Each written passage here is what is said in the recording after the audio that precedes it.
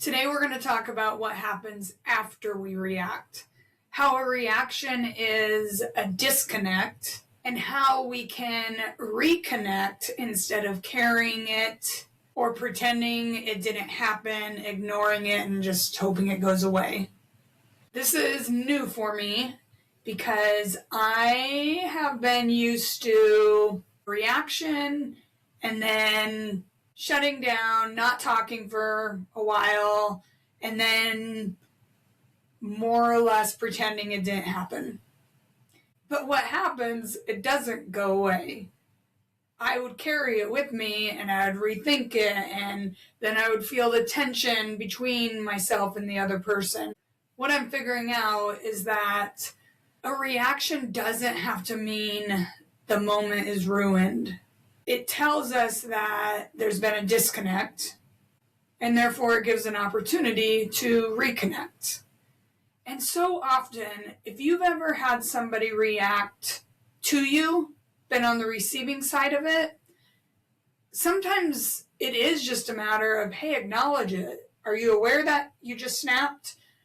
Do you realize that you just exploded or you had an attitude? We want just that acknowledgement. I do.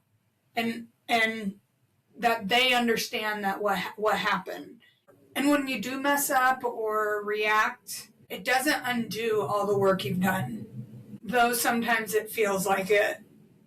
There's been many, many times where I'm cruising along and I'm working on things and I'm feeling good and I'm responding the way I want to. I'm being intentional. I'm in the moment. And then I get thrown off guard. I get caught in the corner, totally unexpected, and I default to old behaviors. And man, it feels like, that's everything I've worked on was for nothing. It's like that 2 steps forward, 4 steps back feeling. And it's a tough feeling, right? Like, we get hard on ourselves, we start shaming ourselves, criticizing ourselves, and it feels, we start to feel hopeless. Like, I can't do this. Why am I even trying? This is just who I am. If they don't like it, screw them. But what does that thinking really do, though? Because if you regret it, and if you are working on it, it isn't who you want to be. And when we're working on it, it's a work in progress. Like when we're trying to change a behavior, there is that whole messy middle of change.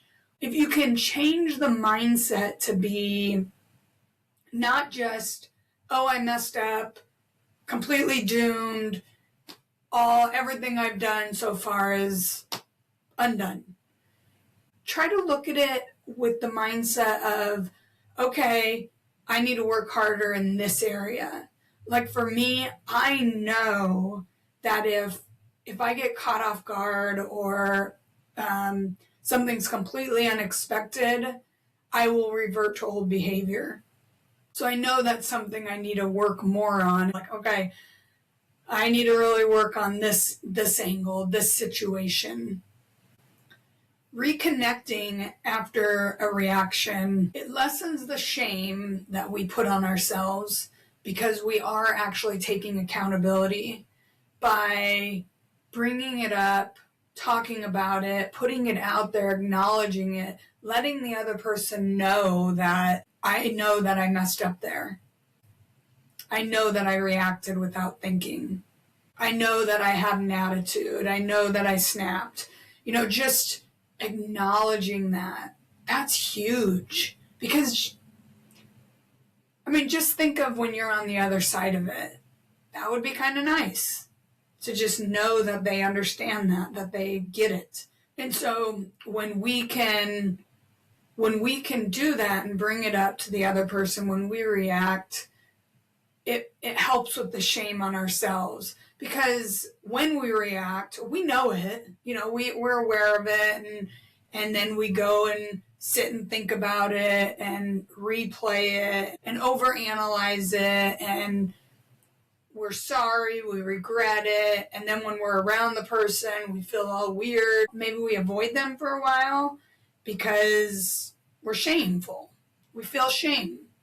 We feel regret. We feel embarrassment. And so we carry it with us. Like sometimes that'll last for days, weeks, months. Everyone reacts. Everyone's going to react sometimes. It's not about getting to a place of never reacting. Catching it late is still, it still counts. Noticing it later when you sit and think about it and feel regret, that's still awareness. You're aware that you're reacting. You're aware of the regret. You're aware that you're doing something that you wish you wouldn't have done. You're aware that that's not who you want to be. It's not about apologizing better. Reconnecting is what you do after you react. It's how you take responsibility without spiraling into the shame. It's as much about reconnecting with the other person as it is about reconnecting with yourself. Because when we react, whether it's shutting down or exploding, we're disconnecting not only from the other person, but we're also disconnecting from ourselves, from the friend within, from our body. And so when we can reconnect after we react, we're reconnecting with ourselves first. Because beating yourself up and overanalyzing it and living in regret and shame, it doesn't take away what happened.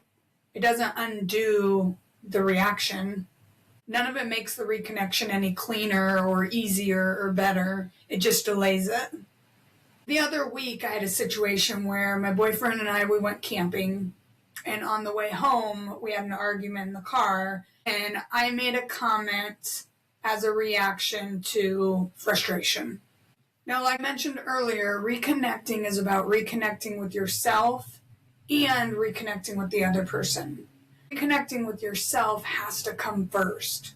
You have to recognize what happened. When I started thinking about the comment I made, I went inward to the friend within. And I recognized that, okay, that wasn't how I wanted to show up.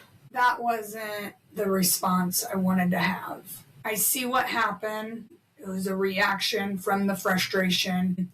I didn't go through the process of letting my body feel what it was feeling before I involved my brain. And I recognized all that. I noticed that I reacted really fast and I said something that I didn't mean. And I had to sit with that and really think about it and understand, what can I learn from this? Okay, I need to stay more intentional. I need to make sure I'm really listening to my body. I'm not jumping to my brain before my body's dealt with itself. And then ask myself, what would I have done different? And in that situation, I would have listened more, even mentioned, hey, I'm really frustrated right now. I need a moment. I would have sat with my body before bringing in the brain to make sense of everything. Once I was able to go inward and reconnect with myself, see what was happening, see what I would have done differently, see why I reacted the way I did. When I can do that and reconnect and listen to my body, because even after we react, we're still tense. Because remember, if we never let the body go through its whole process, it's still holding on to that. And so reconnecting to yourself means, okay, finish out the process. Let me feel this. Where am I feeling in my body? And so I did that. And then I was able to reconnect externally. I was able to go to him and say, hey, I reacted out of frustration when I said XYZ. I didn't mean that at all. And then I explained. Now, I explained it in one sentence. because we don't need to, it's not about over explaining. Sometimes we can get caught up in, well, I did it like this, because this. And then it's almost, for the other person, it's almost like you're excusing it. You're making excuses. It's so much simpler to just admit it, acknowledge it, and reconnect with them. And they may still be mad. So just because you're bringing it up doesn't mean that they're going to be like, oh, awesome, everything's cool. They're still dealing with their own feelings of response to that. But it definitely helps when you come and acknowledge, take ownership, and it just has to be a simple sentence, short, and just taking ownership of it. Hey, I reacted out of frustration there and I didn't mean to. I said things that I didn't actually mean. I don't actually feel that way. I said it out of frustration. I'm sorry I snapped back there. I realized that I had an attitude with you earlier. It had nothing to do with you. Would you like to talk more about it? And then that can be it. It doesn't have to be a long, drawn-out thing. And that is something that I'm figuring out, and man, it feels good. Because I'm an over-explainer, and I want to go round and round and round until I know that they understand me. They understand that I didn't mean to say it that way, or they're okay. Like, I used to need resolution. I needed to know that everything was okay, and they believed me, and they understood where I was coming from. But now I understand that that's not always going to be the way it is.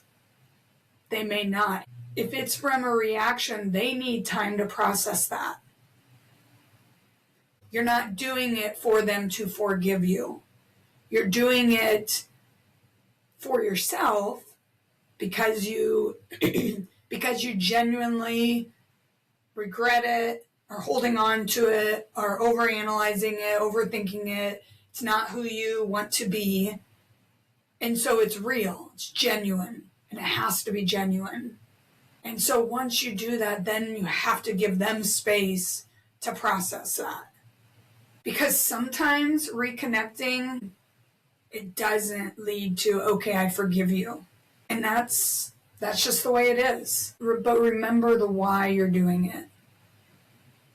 The fact that you're acknowledging it and taking ownership, you did your part. Now you have to let them do theirs. So often we let shame and embarrassment and other feelings prevent us from bringing it up, from trying to reconnect, from talking about it.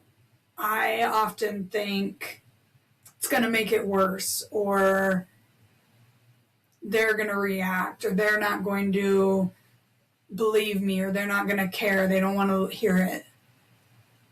Or I don't want to bring it up again. It'll make me look weak. But the truth is, they were there. It's not like you're telling them something they don't know about. They were there. And when we can reconnect with them, that builds the trust. Because that tells them that, okay, when they mess up, they'll take ownership. They'll acknowledge it. They'll take accountability of it. The avoidance is what erodes safety and trust. And I'm learning that as well. If you mess up, but you never take ownership of it, or always pretend that it never happened, or ignore it, on the other side, they see it as they don't even realize they did this, or they don't care that they did this. They don't think it was an issue that they blew up, or that they snapped at me, or they just completely shut down when I was trying to talk to them about something. So it feels like it's scary, and I get that. But the more I've been doing it, it feels good. It builds confidence. It builds the relationship with myself, and it builds trust in myself. And because you're addressing it, and you can then let it go. It doesn't weigh on me anymore. I used to carry it, and it would always be there, kind of like the elephant in the room. But when you can actually talk about it, it lessens that, because you're aware of it. They understand that you're aware of it, and they see that you can take accountability, and you'll come back for it. You'll come back to talk about your accountability and how you saw yourself there. And I want to reiterate that it really does reconnect you with yourself. That is number one, reconnecting with yourself first, and then reconnecting with them. Build that connection with yourself. Trust, confidence, self-esteem, self-worth, all of it. It's like, okay, I can handle this. Yeah, I messed up. I'm going to acknowledge it. I'm not going to sweep it under the rug. I'm not going to pretend it didn't happen. I'm not going to ignore it. Because when we do that, we don't learn from it. When we just push it away, we're not learning from it. Even if we're overanalyzing and shaming ourselves and regretting it, all of those things, because we're just constantly beating ourselves up, we're not necessarily learning. How can we do better next time? How can we do different? But when you look at it from a different angle and then talk about it with the person, take accountability, take ownership for it, you learn from that without attacking yourself, without punishing yourself. We all mess up. We all react. It's not about never reacting. It's about noticing it sooner, reconnecting, and staying connected to yourself. All right, guys, that's it for this series. Let me know what you think. And until next week, keep looking forward and stay connected to yourself.